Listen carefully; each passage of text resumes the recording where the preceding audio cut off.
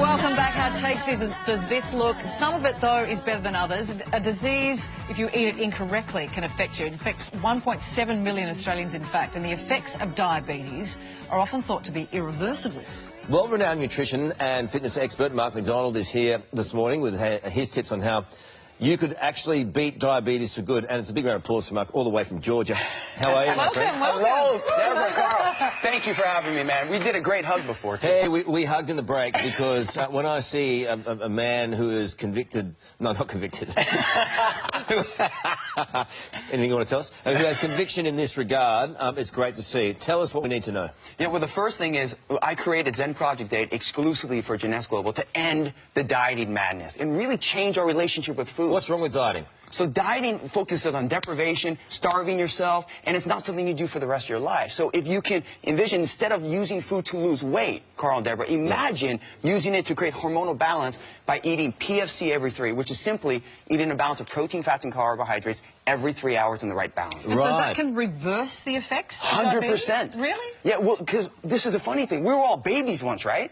Babies feed this way. They eat protein, fat, carbs. In breast milk, they stop when they're satisfied. They eat again when they're hungry. From the root of physiology, that's how we're meant to be fed. Our body uses glucose to balance our blood sugar and actually create our energy source, ATP. So eating this way not only will prevent diabetes or help manage it, it will give you your body back so you can reprogram your metabolism. How do you do it? Yeah. Let's start. So the first thing is you got to look at, you divide your plate in 3. So this is perfect. I love the visuals here. So chicken would be your protein. Avocado would be your fat. Brown rice would be your carbs.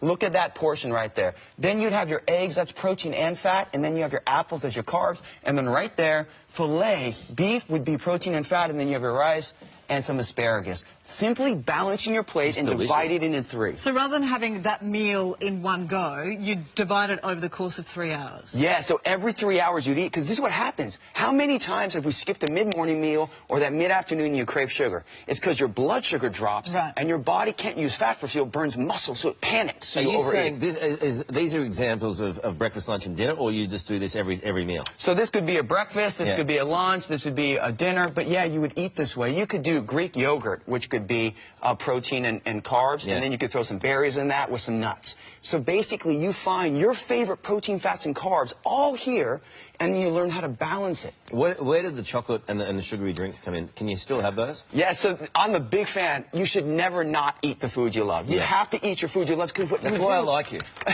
Well, the thing, diets starve us. Yeah. You get a result, and you gain it back. I watched my mom diet 15 different times in her life, and every time she'd regain it. So I have a 12-year-old and a 2-year-old. You should be able to eat some candy. Yes. Right?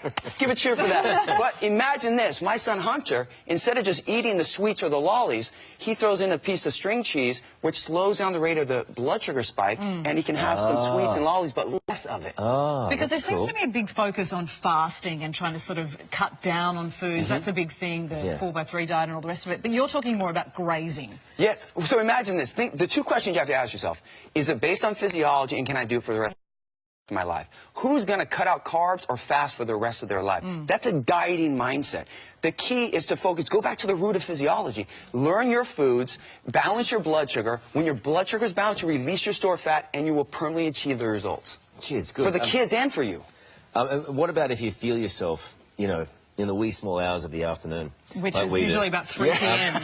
If you feel yourself that craving coming along, what can you do? So, biggest thing, that craving is caused from low blood sugar. Your body over-releases a hormone called glucagon. It makes you crave sugar.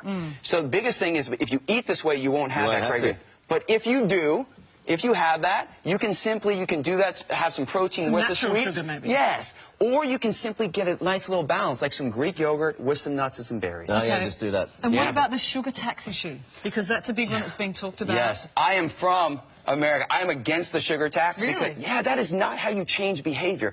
Taxing people to change how they want to look at food is not the solution. We need to educate people. We need to educate parents and kids to understand their food so they can win. Because sugar, all carbs, everything here gets broken down into sugar. Fruit, vegetables, your grains. The difference, though, is the rate it gets broken down. So if you just tax it, they'll just buy something else. Just let's educate. Just lay it on me. Come on, let's hug it out. Come on, baby. Come on. I want some of your energy, man. This is fantastic. You've sold me. Fantastic. Really great to meet you, Mark. And a great spread. So strong. All right, still to come.